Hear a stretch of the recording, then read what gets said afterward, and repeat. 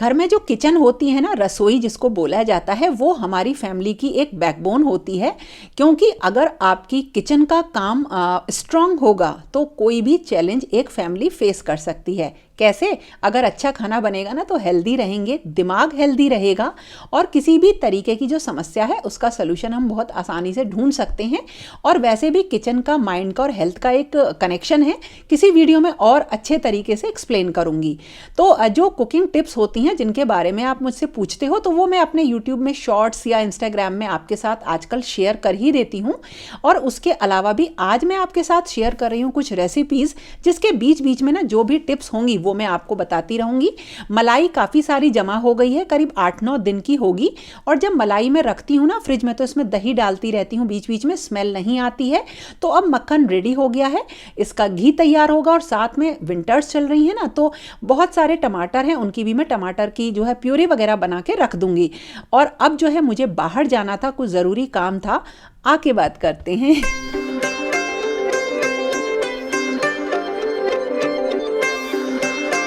तो जब घी बनाए ना, जब घी को गर्म करें तो उसमें एक सेंधा नमक का टुकड़ा डाल दीजिए। इससे क्या होता है, घी लंबे टाइम तक खराब नहीं होता है। या फिर पान का पत्ता डाल के अगर हम रखेंगे तो भी घी खराब नहीं होता। ये एक बहुत ही छोटी सी कुकिंग टिप है, लेकिन सेंधा नमक वाली जो टिप है ये मैं बहुत सालों से इस्तेमाल कर रही हूँ। तो घी तैयार हो गया है, इसे छान के मैं रख लूँगी। और इसके साथ साथ ना, अगर मैं हेल्थ की बात करूँ तो मेरी मेडिसिन अब बंद हो चुकी हैं और काफ़ी अच्छा मुझे रिलीफ है अपने जो मुझे दिक्कत हो रही थी। और इसके लिए मैंने सोचा था कि मैं 23 में यानी 2023 में इन सारी प्रॉब्लम्स को ख़त्म कर लूँगी। लेकिन हाँ, 10-15 दिन ऊपर हुए हैं और मेरी काफ़ी सारी हेल्थ की प्रॉब्लम सही हो गई हैं। आप लोग पूछ रहे थे इस डिहाइड्रेटर के बारे में। अच्छा है, लगातार चलता ही रहता है, क्योंकि धूप अच्छी निकल नहीं रही है तो बहुत सारी सब्जियां ना मैं इसी में सुखा लेती हूँ।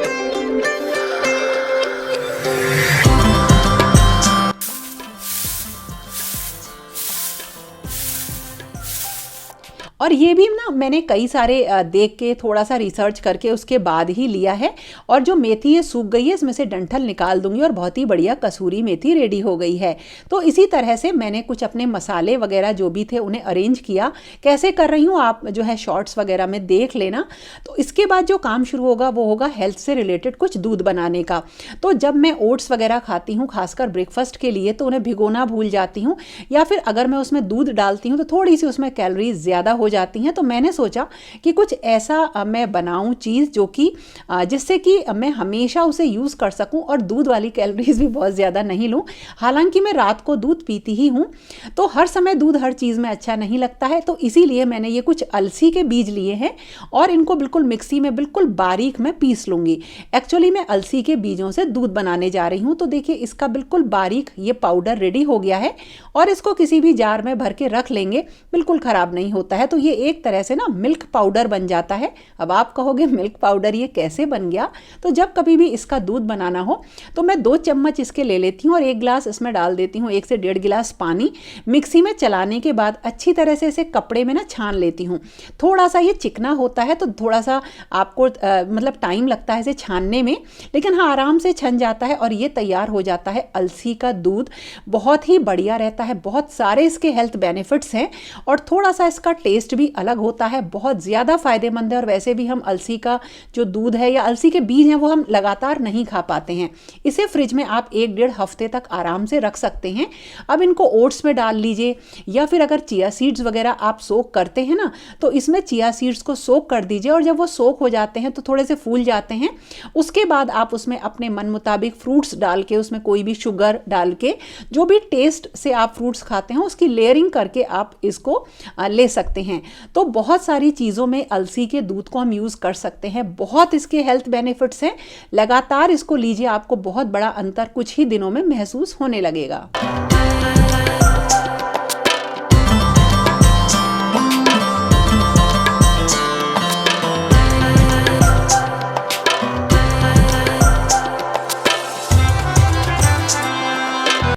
आज मुझे ना भोग की थाली के लिए कुछ डिशेस बनानी थी, जो कि मुझे ऐसी रखनी थी जिसमें प्याज लहसुन वगैरह का यूज़ ना हो और वो खाने में भी टेस्टी हो, और इसके साथ साथ जो भोग होता है ना वो इस तरह का बने कि वो मौसम के अकॉर्डिंग हो।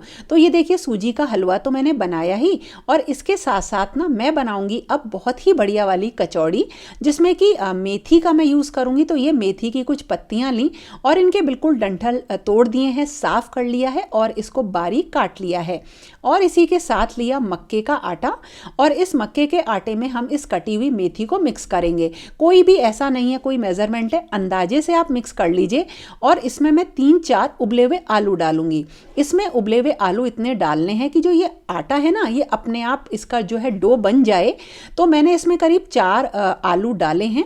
और इसके साथ साथ जो भी मसाले आप इसमें डालते हैं, लाल मिर्च, गरम मसाला पाउडर, नमक, धनिया पाउडर, और आप चाहे तो सौंफ भी डाल सकते हैं, हरी मिर्च, कटा धनिया डालने के बाद हल्के से पानी के छींटे देके अगर ज़रूरी हो तो इसका एक टाइट सा डो बना लेते हैं।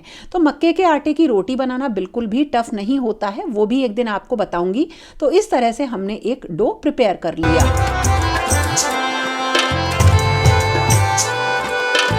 और अब इसकी ना हमने छोटी छोटी लोई बनाई हैं और हाथ से ही दबा के इस तरह से थोड़ी सी हल्की सी मोटी हमने कचौड़ी सी बना ली हैं। धीमी आंच पे इनको सुनहरा होने तक फ्राई करेंगे। बहुत ही टेस्टी मक्के के आटे की कचौड़ी रेडी है, खाने में बहुत अच्छी लगती हैं, एक बार ज़रूर ट्राई करिएगा।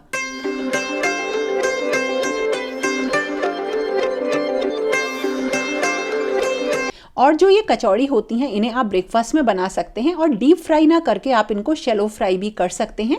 और हाँ, इस तरह से ना मक्के के आटे का चीला भी बन जाता है। और अब बढ़ते हैं दूसरी रेसिपी की तरफ।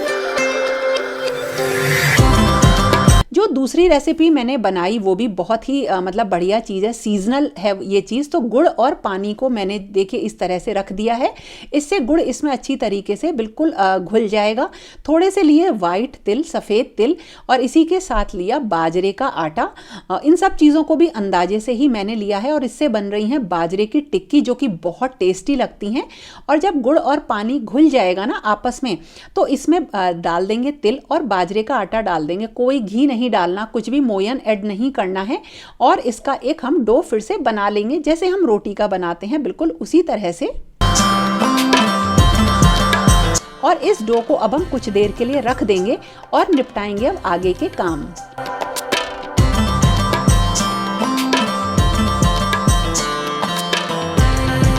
और अब मैं बनाने जा रही हूँ रायता। और रायते के लिए बहुत सारी चीज़ें हैं, बूंदी का बना लो, बथुए का बना लीजिए सीजनल, लेकिन मैं बना रही हूँ पाइनएप्पल का, यानी कि अनानास का रायता। बहुत ज़्यादा टेस्टी लगता है। इसके लिए अनानास को ना थोड़े छोटे टुकड़ों में काटिएगा। मैंने थोड़े से मोटे टुकड़े कट करे हुए हैं, क्योंकि वैसे भी ये खाना है।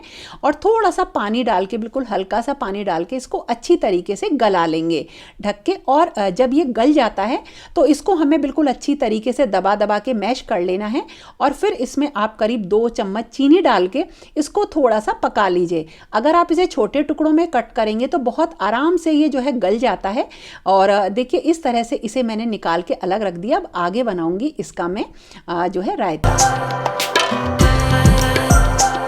और जो ये बाजरे का आटा था ना, इसकी भी हाथ से इस तरीके से दबा के हम टिक्की बनाएंगे। एक्चुअली ये पूड़ी नहीं होती हैं, ये काफ़ी सख्त होती हैं जैसे। और इसे ना आप करीब महीनों तक रख सकते हैं, बिल्कुल भी ख़राब नहीं होती हैं। और ये काफ़ी टाइट होती हैं, ऐसा नहीं है कि ये कोई मुलायम सी चीज़ होती है। और इसे खूब खाया जाता है, और हर विंटर सीजन में ये ज़रूर बनती हैं। तो ये ऐसा सोच के मत बनाइएगा कि ये पूड़ियाँ बन रही हैं। ये थोड़े से सख्त बिस्किट बनते हैं, जो कि बहुत ही खाने में अच्छे लगते हैं। और इस बहाने से ना बच्चे बाजरा भी खा लेते हैं।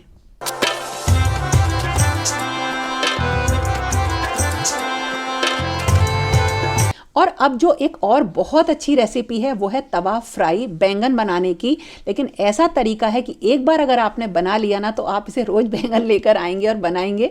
यह देखिए हरे धनिए की चटनी। वही है, हरे धनिए में आप थोड़ा सा अदरक, हरी मिर्च, टमाटर डाल के पीस लीजिए। और हाँ, नमक और मसाले जो भी ऐड करते हैं जैसे रेगुलर चटनी होती है वो बनाइए। सूजी और जो चावल का आटा है वो लिया, और उसमें कुछ नमक, लाल मिर्च, गरम मसाला पाउडर, ये सब थोड़े से मसाले मिला लीजिए, मिक्स करिए।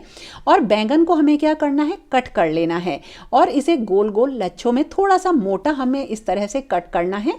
और इसको हम पहले क्या करेंगे, अच्छी तरीके से चटनी इसके ऊपर लगाएंगे बढ़िया तरह से, देखिए इस तरह से। और उसके बाद इसमें कोट कर देंगे यही जो हमने लिया है आटा, सूजी और जो आटा है चावल का, अच्छी तरह से लगाइए। और इसको कोई भी पैन ले लीजिए, तवा ले लीजिए और उसमें बिल्कुल हल्का सा ऑयल डालकर इनको ऊपर मतलब अच्छी तरीके से सेक लीजिए।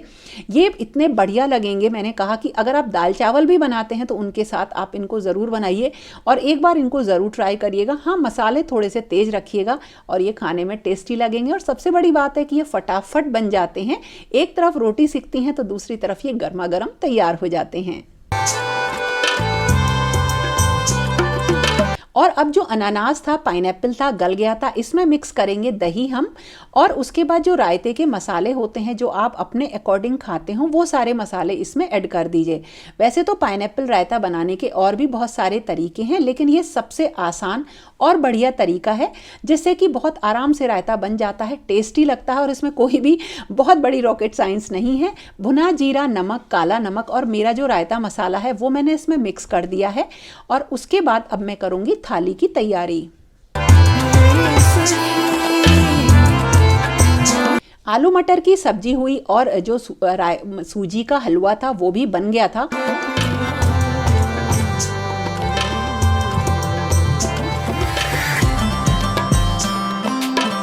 और अब ना भगवान की बहुत ही बढ़िया मैंने एक थाली बनाई है, रेडी है। और उसमें कोशिश करी है जो इस मौसम की चीजें होती है ना, वो उस मौसम की सारी चीजें मैं ऐड करूं। वैसे तो बहुत बढ़िया भोग की थाली और भी कुछ पकवानों से बन सकती थी, लेकिन ये जो मौसम है ना, अब का जाड़ों का मौसम है, विंटर का मौसम है और आज प्रभु श्री राम की जो प्राण प्रतिष्ठा हुई है उसके लिए मैंने भगवान के लिए और अपने भगवान जी लड्डू गोपाल के लिए बनाई है। और इसमें ना मैं भी आपको सारी चीजें दिखा भी देती हूँ। बस बैंगन होने वाले हैं, बहुत टेस्टी लगते हैं ये तवा फ्राई बैंगन जो होते हैं। किसी भी थाली में अगर आप इन्हें ऐड कर देंगे ना तो उसका मजा दुगना हो जाता है और जो लोग बैंगन नहीं खाते होंगे ना वो भी खाएंगे। तो ये तवा बैंगन फ्राई जरूर ट्राई करना। तो बस अब मैं करती हूँ इन सब चीजों को फटाफट। और इस तरह से देखिए बैंगन बिल्कुल अच्छी तरीके से गल गए हैं और इनको बस इतनी ही देर लगती है बनाने में और इतनी ही मेहनत लगती है। तो कभी भी अगर आपके पास धनिए की चटनी और बैंगन हो ना तो इसको फटाफट बना डालिए। और भोग की थाली हो गई रेडी। ये 2 थालियां हैं, इनको हम लगाएंगे। और बस यही था मेरा जो भोग की थाली की रेसिपीज थी वो। चलिए अब आगे बढ़ते हैं।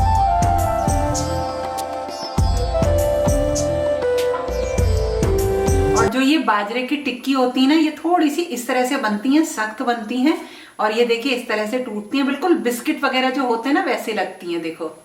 और देखो ये मक्के की कचौड़ी कितनी बढ़िया बनी है, इस तरह से ये बनती हैं, बहुत टेस्टी खाने में ये लगती हैं। और अब इस थाली का जा रहा है भोग लगने। तो भोग और भजन के साथ पूरा हुआ मेरा आज का दिन। कैसा लगा ज़रूर बताना। आप लोगों को अगर कोई भी चीज़ पसंद आती है तो लाइक ज़रूर करना। और हाँ दोस्तों, जो आप लोगों की रिक्वेस्ट थी ना, ये वीडियो भी मैंने उसी को पूरा करने के लिए बनाया है। तो जो भी आप लोगों ने मुझे बोला है बनाने को वीडियोज़, वो सब मैं एक एक करके बना रही हूँ। जैसे ही आपके रिक्वेस्ट का नंबर आएगा ना तो एक लाइक ज़रूर दबाना। और हाँ, वैसे भी कोई भी चीज़ अगर आपको मुझसे पूछनी होती है तो सबसे अच्छी चीज़ होती है कि आप कमेंट करें। तो दोस्तों फिर मिलेंगे एक नए और इंटरेस्टिंग वीडियो के साथ। तब तक के लिए okay friends, thank you and bye bye.